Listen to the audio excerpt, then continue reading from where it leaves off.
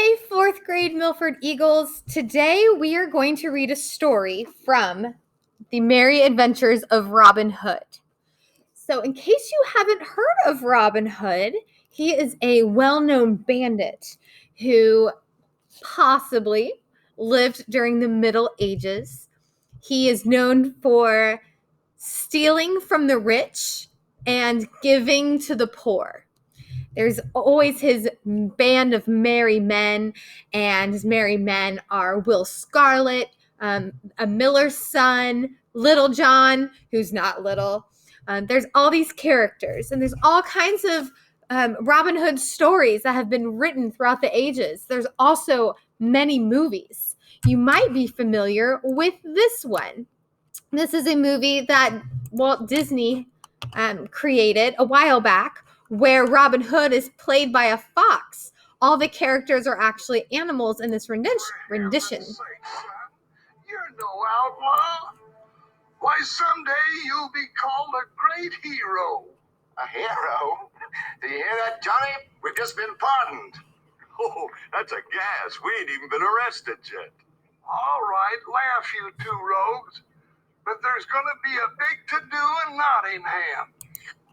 So if we look at this really quick activity slideshow here, it just gives us a quick breakdown, right? So Robin Hood was a heroic outlaw in English folklore. Some people do think that Robin Hood was based off of a real person.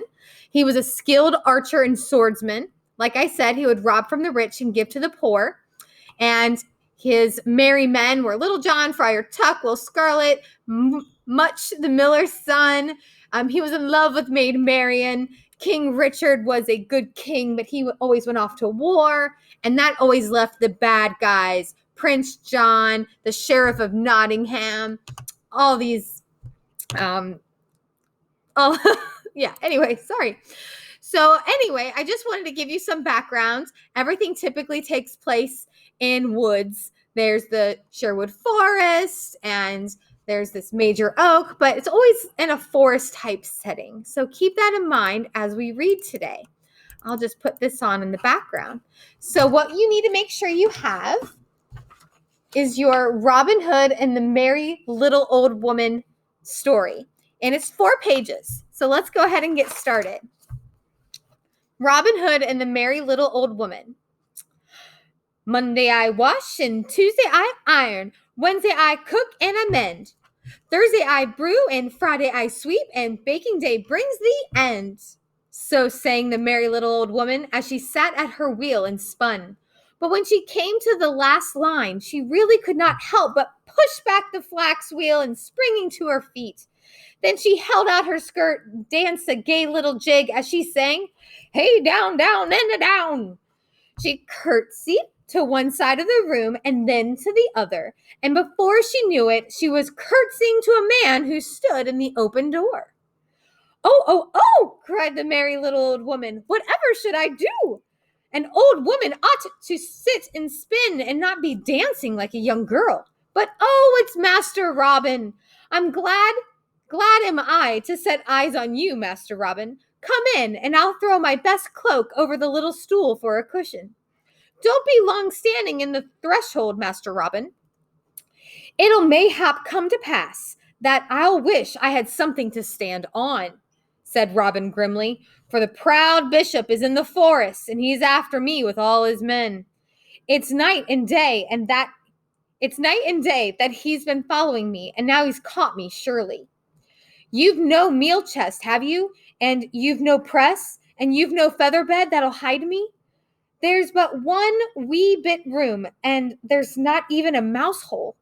The little woman's heart beat fast. What could she do?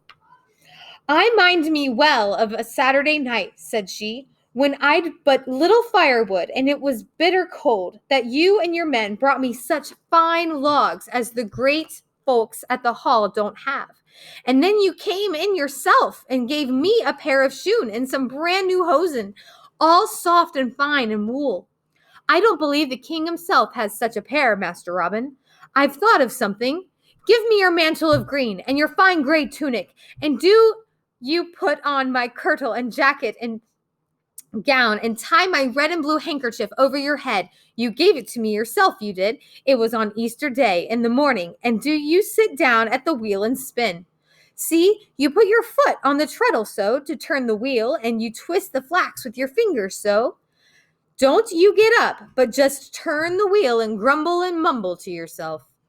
It was not long before the bishop and all his men came riding up to the little old woman's house. The bishop thrust open the door and called, "Old woman, what have you done with Robin Hood?" But Robin sat grumbling and mumbling at the wheel and answered never a word to the proud bishop. "She's mayhap daft," said one of the bishop's men. "We'll soon find him." And in a minute, he had looked up the chimney and behind the dresser and under the wooden bedstand. Then he turned to the corner cupboard. "You're daft yourself," said the bishop, "to look in that little place for a strong man like Robin." And all the time the spinner sat at the wheel, grumbling and mumbling. It was a queer thread that was wound on the spool, but no one thought of that. It was Robin that they wanted, and they cared little of thread an old woman in a cottage was a spinning. "He's here, your reverence," called a man who had opened the lower door of the corner cupboard. "Bring him out and set him on the horse," ordered the bishop, "and see to it that you treat him like a wax candle in the church. The king's bidden that the thief and outlaw be brought to him, and I well know he'll hang the rogue on the gallows so high that it will show over the whole kingdom. But he has given orders that no one shall have the reward if the rascal has but one bruise on his finger, save that it came in a fair fight."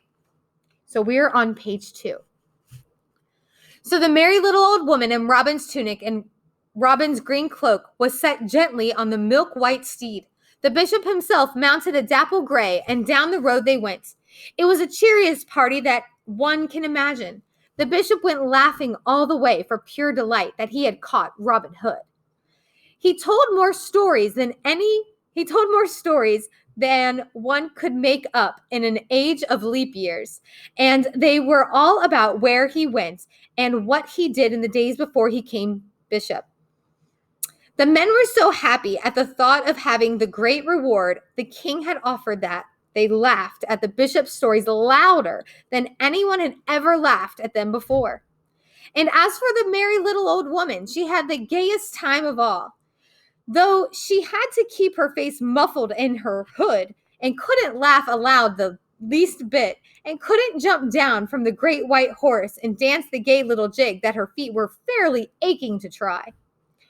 When the merry little old woman was riding off with the bishop and his men, Robin sat at the flax wheel and spun till he could no longer hear the beat of the horse's hooves on the hard ground. No time had he taken off the kirtle and jacket and the kerchief of red and blue, for no one knew when the proud bishop might come out that he had the wrong prisoner and would come galloping back to the cottage on the border of forest.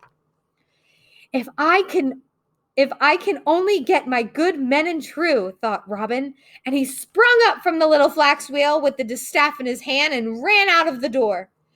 All the long day had Robin been away from his bowmen, and the twilight time drew near.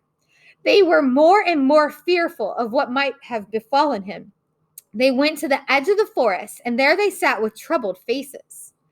"I've heard that the sheriff was seen but 2 days ago on the eastern side of the wood," said Much, the miller's son.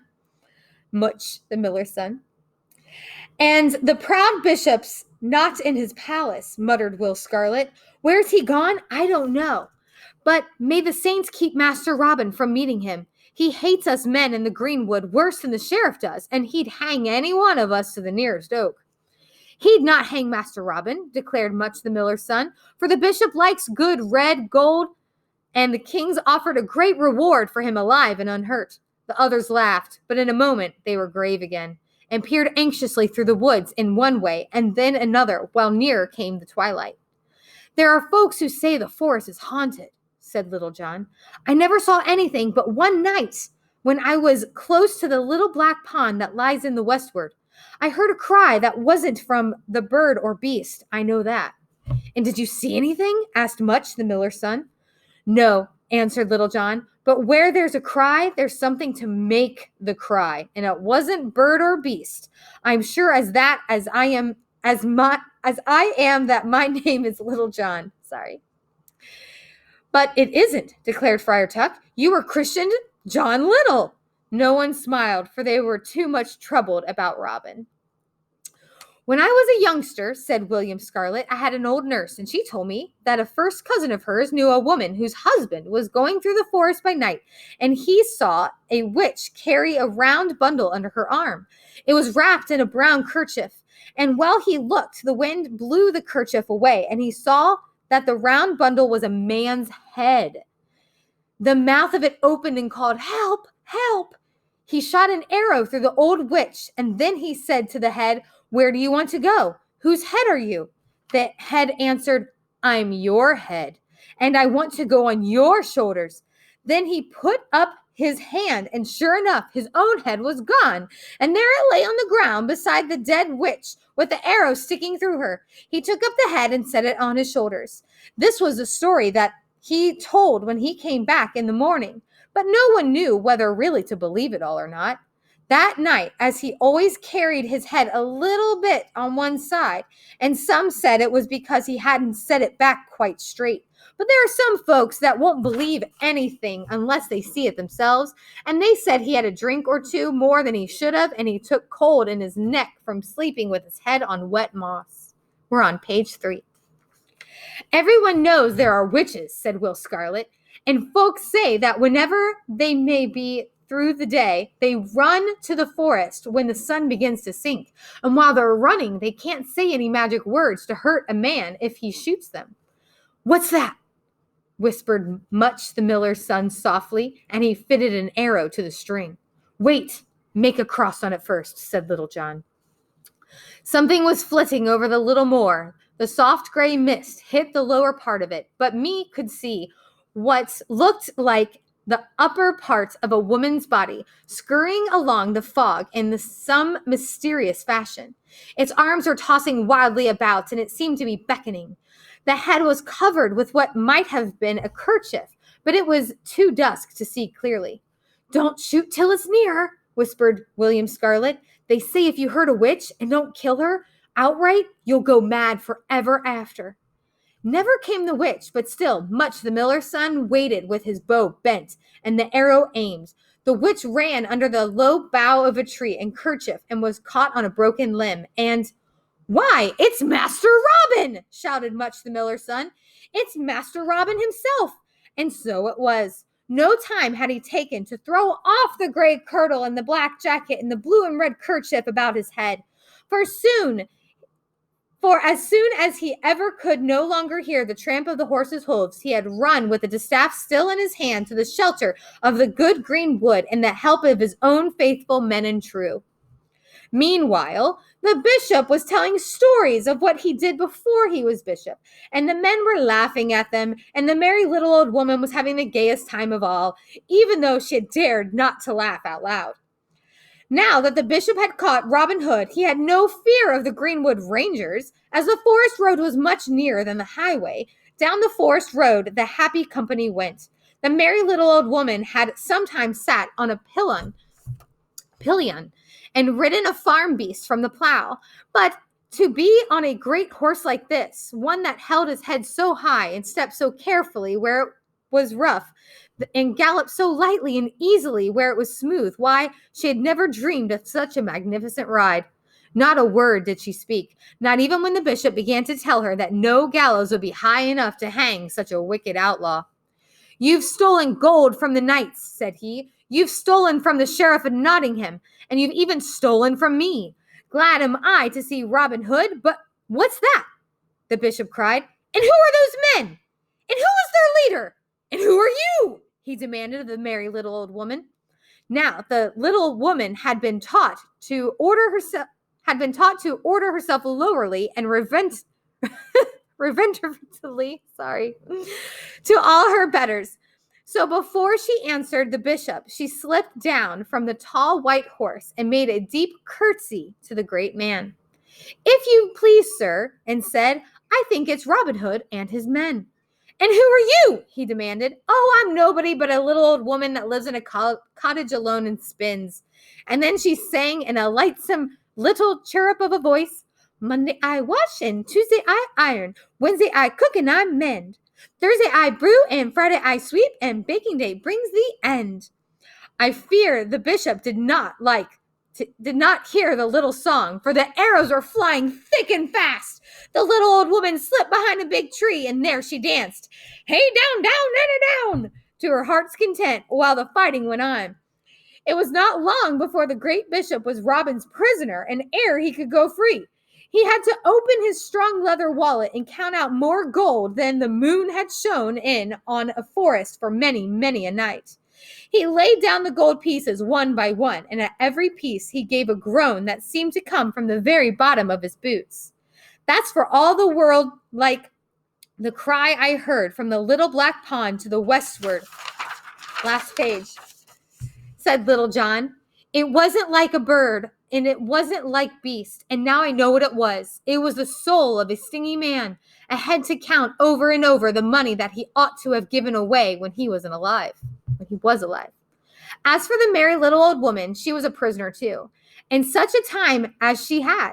First, there was a bigger feast than she had ever dreamed of before, and every man of Robin's followers was bound that she should eat the bit that he thought was nicest. They made her a little throne of soft green moss, and on it they had laid their hunting cloaks. They built a shelter of fresh boughs over her head, and they sang songs to her. They set up great torches all around the glad. They wrestled and they vaulted and they climbed. They played every game that could be played by torchlight, and it was all to please the kind little woman who had saved the life of their master. The merry little old woman sat and clapped her hands at all the feats, and she laughed until she cried. Then she wiped her eyes and sang them one little song. The men shouted and cheered and cheered and shouted, and the woods echoed so long, so loud, that one would have thought they, too, were trying to shout. By and by, the company all set out together to carry the little old woman to her cottage. She was put upon the very best and safest horse, and Robin Hood would have none lead it but himself. After the horse came a long line of good bowmen and true. One carried a new cloak of the finest wool. Another bore a whole armful of silken kerchiefs to make up for the one that Robin had worn away. There were shoon and hosen, and there was cloth of scarlet and blue, and there were soft, warm blankets on her bed, for her bed. There were so many things that when they were all piled in the little cottage, there was no chance for 1/10 of the men to get into the room. Those that were outside pushed up to the window and stretched their heads in at the door, and they tried their best to pile up the great heap of things so she could have room to go to bed that night and to cook her breakfast in the morning. And tomorrow's sweeping day, cried Robin. Thursday I brew and Friday I sweep, and how will she sweep if she has no floor? Well, we'll have to make her a floor, declared Friar Tuck. So we will, said Robin. There's a good man not far away who can work in wood, and he shall come in the morning and build her another room. Oh, oh, cried the merry little old woman with delight. I never thought I would have a house with 2 rooms, but I'll always care for this room the most, for this is just where Master Robin stood when he came in at the door, and that's where he sat when he was spinning the flax. But Master Robin, did anyone ever see such a thread as you've left on the spool? It was so funny that the merry little old woman really couldn't help jump up and dancing, hey, down, down, and down! And the brave men, true, all said good night and went back to the forest. The end. Well, I hope you enjoyed this story of Robin Hood. Basically, he was running from the bishop who was trying to capture him so he could put him to death for his crimes. Robin Hood ran into the little old woman's cottage. They switched clothes, right? And so when the bishop showed up, the bishop thought that the little old woman was Robin Hood, put him on the horse, and took off. Meanwhile, Robin kept on all the old lady's clothes as he was running through the forest to find his friends. His friends thought that Robin was a witch for a moment, but then Robin and his men got in front of the bishop and all the bishop's friends and the little old woman, stopped their caravan of horses, shot arrows at them, and then took the money that the bishop had so later Robin could give it to the poor. And they are all celebrating the little old woman for helping out Robin. They're going to put a floor in her home because she has a dirt floor. Remember, this was during the Middle Ages, during castles, times like that. And they're going to build her a second room because they are just so excited by what she did and thankful for what she did. That's it. I hope you have a great day, everyone. Bye.